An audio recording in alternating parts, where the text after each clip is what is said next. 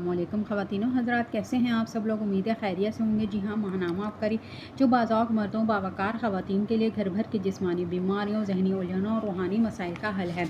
आज इसमें टॉपिक है जज्बात का सदका जिसने अर्श हिला दिया, आंखों देखा वाक़या। क़ारीन अस्सलाम वालेकुम। आपने ज़िंदगी में बारहा माल के सदक़े के फ़वाइद सुने होंगे कि दुनियावी मसाइल में भी इस अमल से बहुत नफ़ा होता है, मगर आज जिस के मुतालिक मैं बात करना चाहती हूँ वो जज्बात का सदका है। ये एक ऐसा अमल है जिससे नामुमकिन काम मुमकिन हो जाते हैं। ऐसे करिश्मात देखने को मिलते हैं जिसके बारे में हम कभी गुमान भी नहीं कर सकते।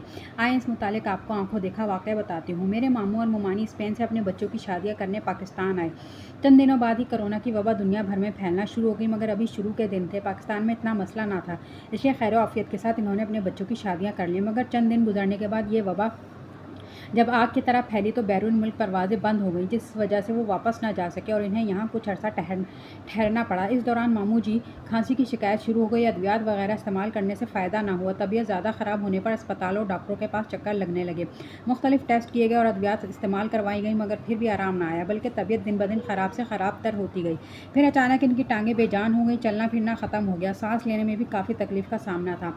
इन्हें बहुत मुश्किल से करीबी अस्पताल में लेकर गए, मगर इन्होंने इलाज से इनकार कर दिया और कहा कि शहर के किसी बड़े अस्पताल ले जाएं।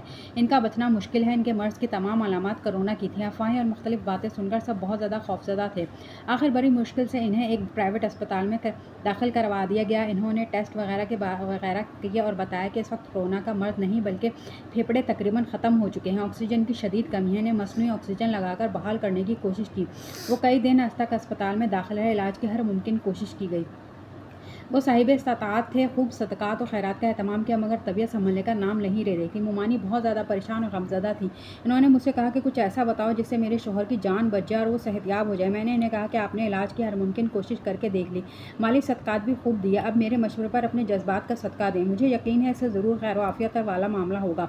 मुमानी का अरसा पहले अपने भाइयों और भाभियों से किसी बात पर झगड़ा हुआ था, जिसके बाद वो इनसे कता ताल्लुक़ कर चुकी थी। हत्ता कि शादी ब्याह के मौके पर भी वो एक दूसरे को दावत ना देते थे, एक दूसरे को देखना और इनका जिक्र सुनना भी गवारा ना करते थे। मैंने इन्हें कहा कि जज्बात का सदका यह है कि आप अपने भाइयों को दिल से माफ़ कर दें, इनके लिए खूब रो रो कर अल्लाह ताला से खैर आफियत तलब करें। भाभियों के मुतालिक भी दिल को साफ़ कर लें और हर वो शख्स जिसके बारे में आपके दिल में कोई कीना या नफ़रत है, इसके लिए भी दुआए खैर करें और सबको अल्लाह की रज़ा के लिए माफ़ कर दें। वो मेरी बात सुनकर चौंक पड़ी, क्योंकि इनके लिए बहुत तकलीफ़दा अमल था। जैसे सूरज मशरिक़ के बजाय मगरिब से निकल पड़े, लेकिन शौहर को मौत के मुंह में देखकर इनका दिल नरम पड़ चुका था। इन्होंने मेरी बात मान ली। वो सजदा रेज़ हुई और खूब रो रो कर अल्लाह ताला से अपने नाराज़ भाइयों और भाभियों की खैर आफियत के लिए दुआएं करने लगी। वो खूब ज़ारो कतार रोईं और अल्लाह ताला की रज़ा के लिए सबको माफ़ कर दिया। इनके जज्बात के इस सदक़े ने कमाल कर दिखाया। अगले दिन इनके शौहर की तबीयत में कुछ बेहतरी महसूस हुई, जिसे देखकर वो खुशी से फूले ना समा रही थी। वो रोज़ाना दिन में कई बार अपने जज्बात का सदका देती रहीं। चंद दिन में मामू की हालत ख़तरे से बाहर हो गई। आखिर अल्लाह ताला ने मामू को मौत के मुँह से बचा लिया। ये सब जज्बात के सदक़े का कमाल है। ये अमल मेरा खुद साख्ता नहीं, बल्कि शेख़ुल वज़ाइफ़ की महफ़िल में ही एक बार ये बात सुनी जो दिल पर लगी, फिर ज़िंदगी में बारहा आज़माया। क़ारीन, अगर आप भी ज़िंदगी में करिश्मात देखना चाहते हैं तो आज ही अपने जज्बात का सदका करें और कमाल देखें। तो ख़वातीनो हज़रात, आज के लिए इतना ही। मिलते हैं अगली वीडियो में। अल्लाह।